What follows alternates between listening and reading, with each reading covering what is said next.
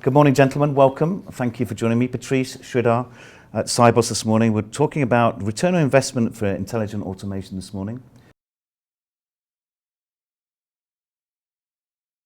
Certain subjects regarding, certainly from a Microsoft perspective, how you can induce and support customers, and certainly in financial markets, and also Sridhar from your side from Mashreq Bank in the UAE, and how you have involved and employed technologies like Blue Prism and Microsoft to induce that ROI back to your organization. So Adrian, Mashreq's vision has been very consistent. We would like to make our customer journeys frictionless. I think that's been the driving cornerstone of the vision. And towards that, we've employed a lot of techniques. We've always harnessed technology. The point that we keep driving is that you have customers who have adapted to digital technologies on the front. Yeah. But there's so much work to be done on the back end as well. For a customer experience to be very good, the whole journey has got to be seamless. We as banks have always focused on driving up customer adoption at the front line, and I think all our colleagues do a fantastic job of it. We also have got to prove that that customer can get a good journey throughout the transaction life cycle, and that's where I think AI comes in, robotics comes in. We are able to use these technologies to deliver a much more seamless, frictionless experience to the customers. That gives us ROI from a customer experience perspective. That also leads to financial ROIs, which we are then able to invest back into our businesses.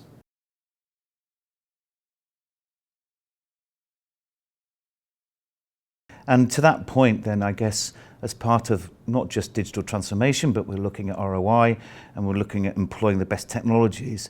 What technologies have Mashreq looked at and employed over this journey that you would see as being core to your success? Yeah, we've employed a host of technologies. We actually first look at the data very closely, and there are a lot of technologies which support big data these days. We've employed a lot of those technologies to identify opportunities or identify process breaks where you could go and employ other solutions to fix that process break. Obviously, we're very big on RPA. There are a lot of our processes where we have employed RPA to not only get things done faster, but you could pretty much get it done throughout the day. You could get it done on a 24/7 basis, which helps. So it actually helps us cut down wait time for customers, in addition to cutting down processing time, and that's been a huge advantage for us. Yeah. We've employed AI, we've employed OCR technologies. But what we see is all these technologies are actually coming together. We rarely find a use case where we are able to employ one technology in isolation. Right. We are able to bring across various aspects of technology which could benefit that particular process and then use it appropriately. What we are also finding is that these technologies are highly interoperable. They work very well with each other.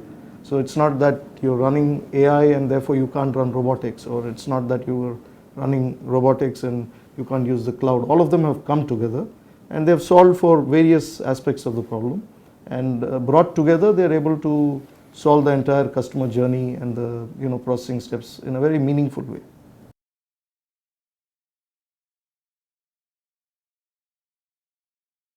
Patrice, a question for you.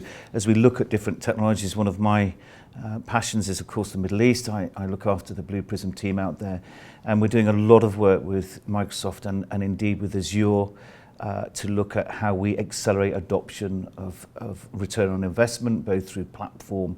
But consumption for me is an important one for Microsoft. It's important for what we do, and I know that we're seeing more and more companies employ this. So how's your take on what is happening in the Middle East, and indeed what's happening with Microsoft Azure platform as we continue to try and accelerate the journey? Yeah, sure.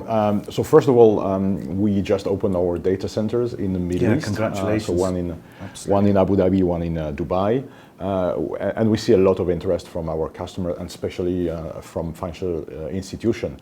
We need to take advantage of our new capabilities. So these capabilities are multifolded, I would say. First, it's an extension, and we bring elasticity to data center from our customers, help them just to scale up and do bursting, do infrastructure as a service, and be agile in this approach. The second fold is probably bring innovation, because cloud and we were just mentioning AI. Sure. This is a clear trigger of innovation. So with the new microservices we offer, access to risk compute capabilities, access to cognitive services. You mentioned OCR, but you can mention speech to text, text to speech, and all these new capabilities that really help our customer drive new value and not reinvent the wheel each time. And Sridhar, let me just ask you from what you're seeing from working with Microsoft, I know they're a very close partner to you, how do you see the Azure platform helping Mashreq Bank as they go forward? First of all, Patrice, congratulations. We are very, very excited to work with you on your new data centers in the Middle East. We've been partnering Microsoft for a long time. What the Azure platform would solve for us is things around compute power, things around scalability, Right. reuse of features which are already available, rather than having to go and develop that. So it provides elasticity, it provides us scalability, it provides it to us at a very efficient cost play as well. Additionally, the fact that Microsoft is running a data center gives us a lot of comfort on information security as well, which is very, very relevant in this environment. So I think it ticks a lot of boxes for us. We are very looking forward to working with Microsoft on this.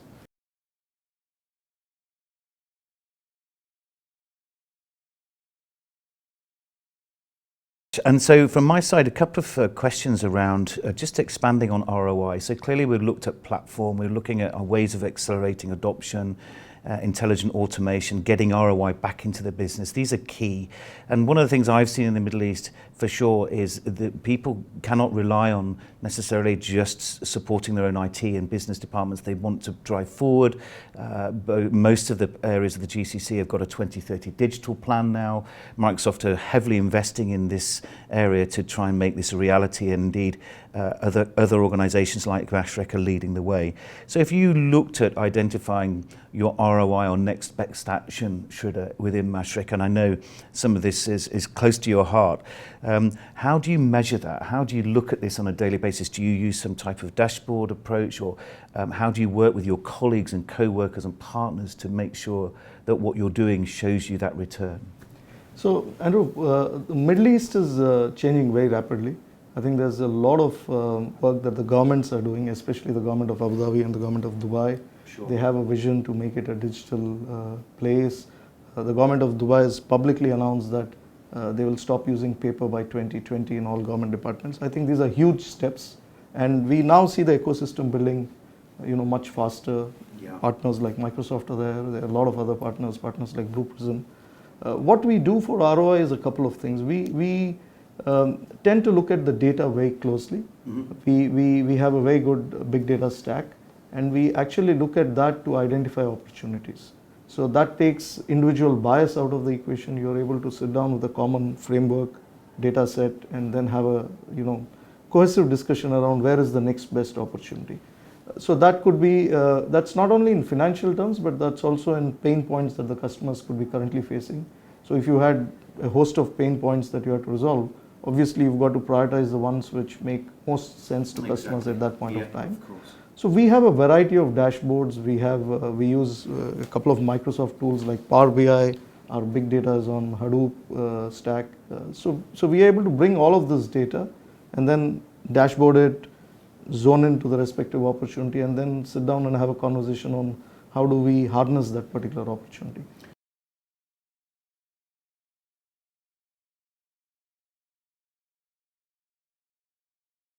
And I think just to your point about paper and how we look at the drive to reduce financial crime, I know that we've been working with Microsoft, Patrice, a lot around reducing that. And how does Microsoft see how that's going to work with financials, banking, insurance companies within the Middle East? How Microsoft looking to combat that and drive that forward?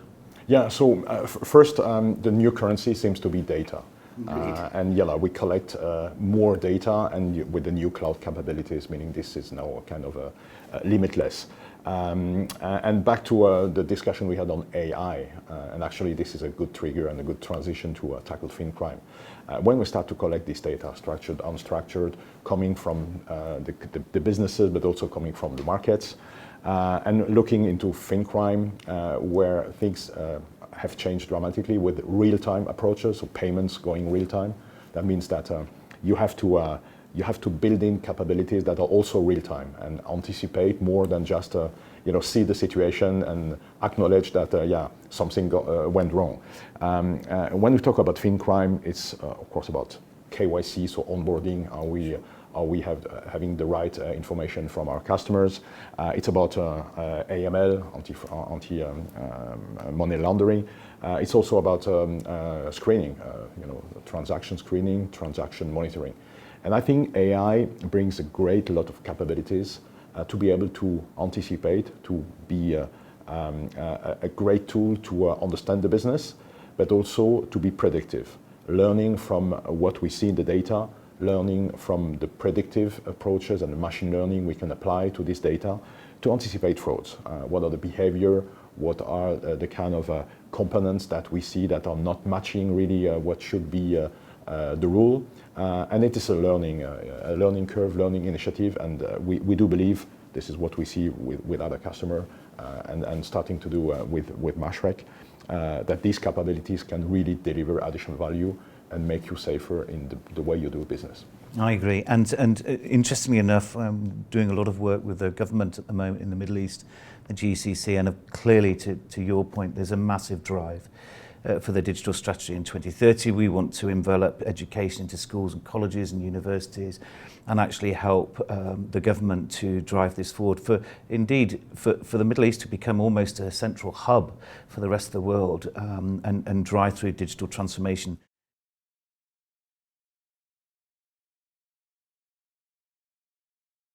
So as I come to the end of the questions today, I just wanted to sort of ask you about predictions. Okay, 2030 is a long way off. And it would be good to hear from you, Shraddha, where you see financials, certainly around Mashreq, who have been stalwarts in driving through innovation in this space. So can I ask you, what do you see going forward and how that will change? How will it drive through not only return on investment, what you see coming forward for Mashreq and other financial institutions in the future? Sure. So I think 2030 is a long way off, but I think the pace of transformation is going to be much faster, much quicker than that. Customers have started asking for services instantly. Absolutely. The thing about the digital world is once you're on the digital platform, you expect things to happen quickly, immediately, error-free. And I think that we are seeing a lot of customers who are adopting to digital channels, so happy with those channels that they don't want to move away from it. The level of interaction that they have with us every day is going up, and that could be either a transaction-led interaction, that could be just a query-led interaction, or that could be just a marketplace interaction. We are seeing a lot of that coming in. What we are also witnessing is that the technologies which can enable all of this are also growing at a very, very rapid pace. They have become industrial in nature. They're not experimentative anymore.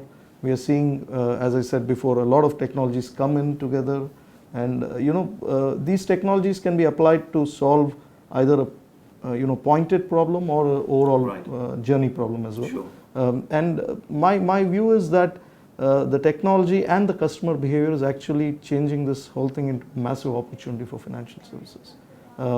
Every bank is now looking to use these platforms. Some are ahead of the curve, some are getting there. But I don't think there's any financial institution in the world which is not looking at these very closely. They just help us deliver an enormous value to customers.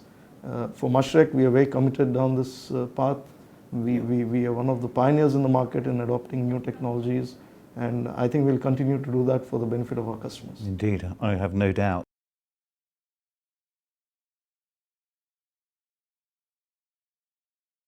And Patrice, a final question for you, if I may. I mean, clearly Microsoft are a great partner of Blue Prisms, and indeed around the world, and certainly for banks like Mashreq. How do you see that enveloping in the future with regards to not just consumption of Azure, because I think that's going to be a major growth area for where I'm working, but also in terms of the solutions that we've worked on together and how those solutions come to benefit in terms of AML and fraud around blockchain potentially in the future and Microsoft's BI platform. How do you see that growing in what we're talking about today in that return on investment? Yeah, so 2030 is of course far away, but on the other side we see an acceleration in the digital transformation based on triggers, technology, new behaviors and new needs from customers. And I think the shift is probably in this industry, going from traditional banking, pushing products out to customer, to a more immersive situation where we need to, and you mentioned it, understand better the customer needs, becoming more automated. But I think this is only a step when we look to the future.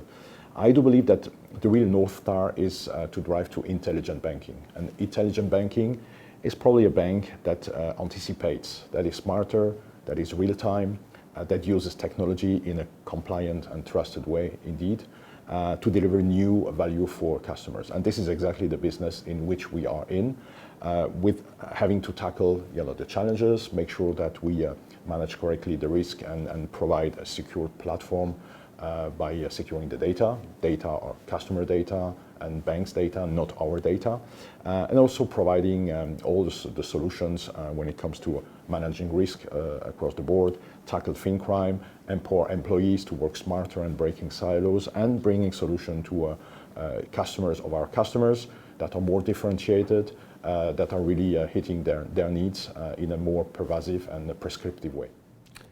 Fantastic. Thank you so much.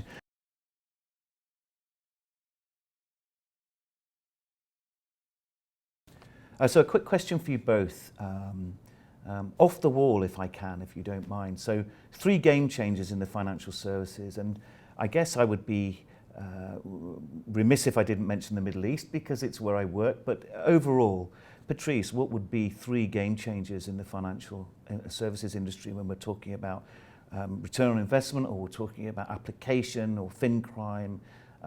What would you put forward in the next 10 years as being the 3 game changers?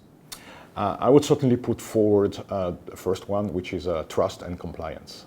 From a technology perspective, this is a regulated industry, so we absolutely need to make sure that as a provider, we provide solutions that are trusted, compliant, and be able to be implemented at scale. Second one is probably around innovation, and make sure that the technology we build are serving business needs, tackling business issues, and bring business outcomes. And the third one is probably about ecosystems. As nobody will be able to succeed by its own, so it's about creating the right motion to bring all the relevant partners together, and of course ecosystem brings partnership. So these are my 3 kind of Thank you very much. I think partnership's a key one. I think that we're seeing that envelop in the region quite a lot. Let me ask you, Shuda, same thing, 3 game changers as we move forward. I think the first driver is going to be the customer. We are now seeing customers move away from a service which is good for any customer to a service which is good for the customer himself. So your definition of how you define a customer and what his needs are and are able to solve it at scale is obviously going to drive the way banking services are going to go forward. I think the second piece is around technology, the fact that all these technologies are coming together into one, under one umbrella, and that can be used to solve a service or a situation at scale. I think that's becoming very important. And I think the third point is what Patrice said, the ecosystem is very, very important. We are now seeing an ecosystem where all of this is coming together, be it partners, be it the way people approach their work, be it an agile way of working. So we're seeing a huge cultural shift. And that cultural shift is actually presenting an opportunity for people to go out there and serve customer needs better. I think those would be the 3 key drivers in financial services. Thank you. I can only agree with the last point. The ecosystem piece is very key. Clearly, scale will become important as we utilize that ecosystem of partners. And we don't want to be inducing technical debt, and we don't want to silo customers. We want their journey to be perfect as they come forward. So thank you both for those.